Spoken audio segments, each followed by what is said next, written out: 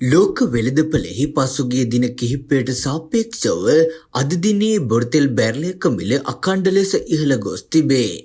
ඒ අනුව ඇමරිකානු WTI වර්ගයේ බොරතෙල් බැරලයක මිල ඩොලර් 102.60ක් දක්වා ඉහළ ගොස් ඇති අතර එය පසුගිය දින කිහිපයට සාපේක්ෂව 4.38ක වැඩිවීමක් පෙන්නුම් කරයි.